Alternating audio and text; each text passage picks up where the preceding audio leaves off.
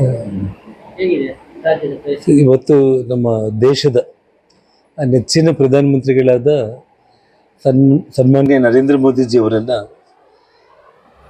ಈ ದೇಶದ ಒಬ್ಬ ಕಾಂಗ್ರೆಸ್ ರಾಷ್ಟ್ರೀಯ ಅಧ್ಯಕ್ಷರಾಗಿರುವಂಥ ಮಲ್ಲಿಕಾರ್ಜುನ್ ಖರ್ಗೆ ಅವರು ಒಂದು ಆತಂಕವಾದಿ ಅನ್ನುವಂಥ ಒಂದು ಪದ ಅವರೇನು ಮಾಡಿದಾರೋ ಅದು ತುಂಬ ಕೆಟ್ಟದಾಗಿ, ಅಂದರೆ ಅವರೊಂದು ರಾಷ್ಟ್ರೀಯ ಅಧ್ಯಕ್ಷರಾಗಿ ಅವರ ಘನತೆ ಮತ್ತು ಗೌರವಕ್ಕೆ ಕೂಡ ಅದು ಶೋಭೆ ತರುವಂಥದ್ದಲ್ಲ.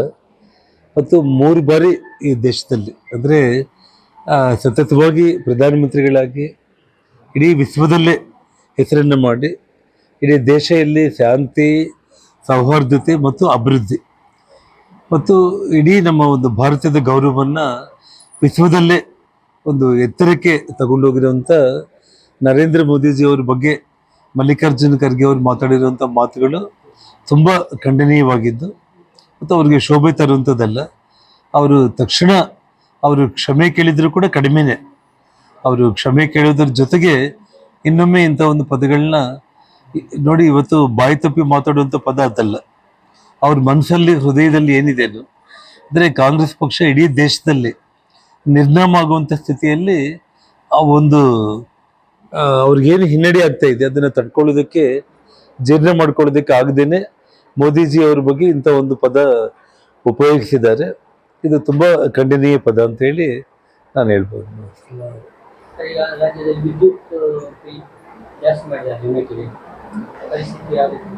ನಾವು ವಿದ್ಯುತ್ ಬಿಲ್ ಬಗ್ಗೆ ಮಾತ್ರ ಇವತ್ತು ನಾವು ಯೋಚನೆ ಮಾಡ್ತಾ ಇದ್ದೀವಿ.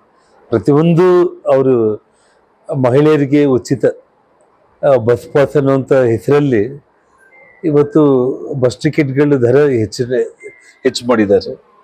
ಜೊತೆಗೆ ಇವತ್ತು ಗ್ಯಾರಂಟಿಗಳ ಯೋಜನೆಯಲ್ಲಿ ಅವ್ರು ಏನೇ ಉಚಿತವಾಗಿ ಕೊಡ್ತೀವಿ ಅಂತಂದ್ರೂ ಕೂಡ ಎಲ್ಲ ಒಂದು ಕೇವಲ ವಿದ್ಯುತ್ ಮಾತ್ರ ಅಂತಲ್ಲ, ಪ್ರತಿಯೊಂದು ಇವತ್ತು ನಾವು ಯಾವುದೇ ನೀವು ತಗೊಳ್ಳಿ ಅದರಲ್ಲೂ ಕೂಡ ಅವರು ಬೆಲೆ ಹೆಚ್ಚು ಮಾಡೋದ್ರ ಜೊತೆಗೆ ಜನರ ಒಂದು ಜೇಬಿಗೆ ಅವರು ಕೊಳ್ಳೆ ಹೊಡೆಯುವಂಥ ಕೆಲಸ ಈ ಸರ್ಕಾರ ಮಾಡಿರೋಂಥದ್ದು.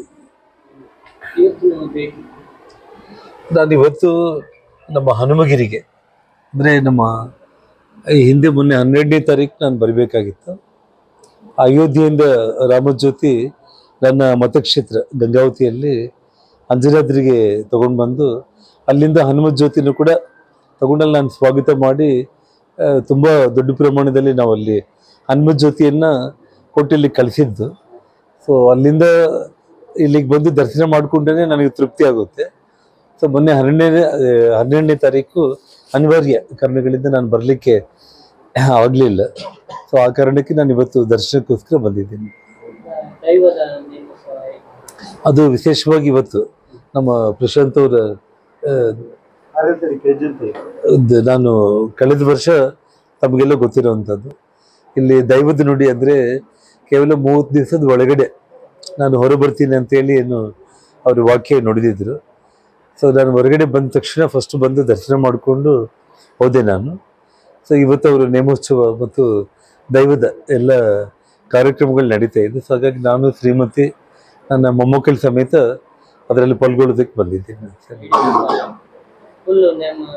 ಹೌದು, ಕಂಪ್ಲೀಟ್ ರಾತ್ರಿ ಅದು ಎಷ್ಟೊತ್ತಾದ್ರೂ ಸಾಯಂಕಾಲ 5-6 ಗಂಟೆಯಿಂದ ರಾತ್ರಿ 11 ಗಂಟೆ ಆಗ್ಬೋದು ಅಂತ ಹೇಳಿದ್ದಾರೆ.